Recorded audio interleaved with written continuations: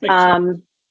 And in terms of illustrators, I don't know, is there a particular question you want to ask me about illustrators? Just how do you go about choosing if an illustrator wants to reach out to you, what's going to be your process for evaluating them? And also what's going to be your process for evaluating an author? How are they similar and different? Yeah, so the process of getting illustrators work is actually very different than the process of getting authors work. Although, once there's a contract in place and a book being made, it starts to look the same. But as an agent, I'm having to find work for my illustrators, which is a little bit different than with authors. Most of the time, authors are doing the work and then saying, sell this. For illustrators, I'm doing a lot more of the hustle, which is part of the reason that I have a significant portion of my list as illustrators, because I want editors and art directors to be thinking of me when they're looking for an illustrator for a project. They're going to come, they're going to look at the gallery I have on my website, they're going to see who's new. So it's a lot more of me like out there hustling, reminding people like, I have all these talented people looking for projects. Don't you want to hire them? It's a lot of me sitting down, at lunches or in meetings with art directors with my iPad, and we go through portfolios and are really looking to see. And it's something that I had a sense of it again from having been on the other side of the table, but I think it's hard as an agent. It's certainly not impossible, nothing is, but I think it's harder for an agent if they don't have a number of illustrators, because otherwise you're doing all of that sort of hustle just for one client. And sometimes an art director will come and they think they were interested in one person, but then someone else's style catches their eye for something else, and you kind of never know what's going to happen. So I like that I have a wide spectrum of illustrators. When I'm looking at illustrators, when their stuff is coming into my inbox, it generally comes one of two ways. Either they're sending me samples and a link to their online portfolio, which lets me see the full spectrum of their work, or they're sending me a book dummy that they have written and illustrated that's, on its way to hopefully being published, much in the way that an author would send manuscript pages. I do a fair amount of proactive looking for my own illustrators, not just seeing what comes into my inbox. But either way, whether they find me or I find them, the thing that really catches my eye is a piece of art that isn't just beautiful to look at and that isn't static, but that has an energy to it and a narrative sensibility. And when I look at the piece of art, I'm wondering about the story that's happening in it, and I can feel the sense of movement happening, because when you're making a picture book,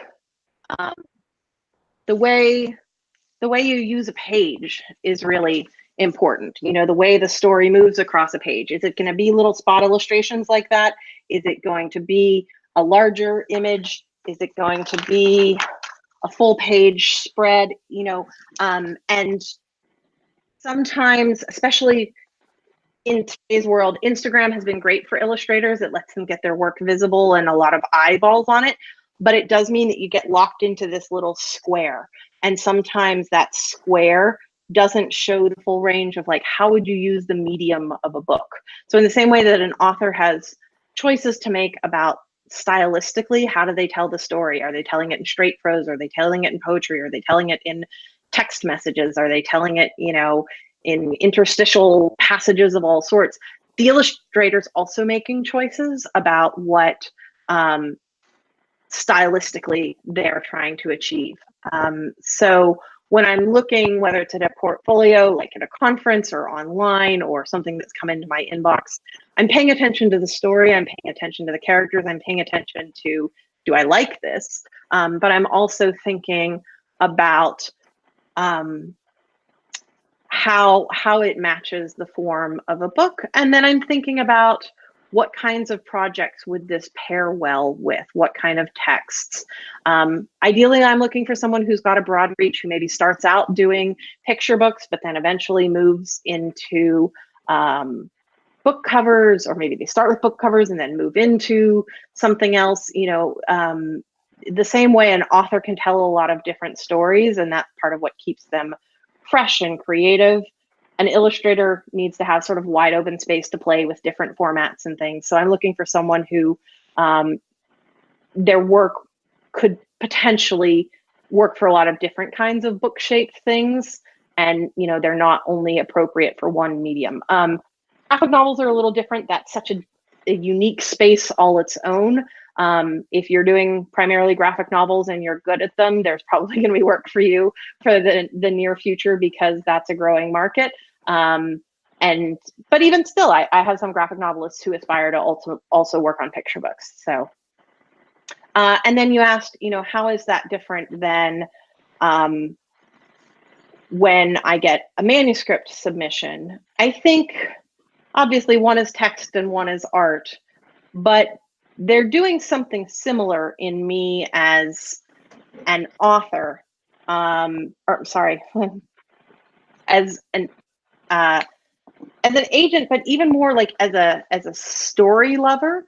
If a piece of writing or a piece of art makes me wonder, if it leaves me curious and wanting to turn the page and know more, see more, wanting to request those next pages, wanting to know what's the scene that comes after this one, how's this character going to grow. Basically, if it ignites something in my imagination, that's usually a good sign that they're on to something that's capturing me. I think a lot of writers get the advice, start your story with action. And I actually think that's often the wrong advice, because it can lead to a scene that's just a bunch of movement, but doesn't have depth to it, and doesn't actually reveal anything about that particular character. You could swap them out with someone else and the scene wouldn't look any different. But a story that makes me wonder, that engages my curiosity, my sense of storytelling, where I don't know, you know, if you tell me like, I'm not going to think of a good example here, but I'm not going to try because I don't want it to fizzle.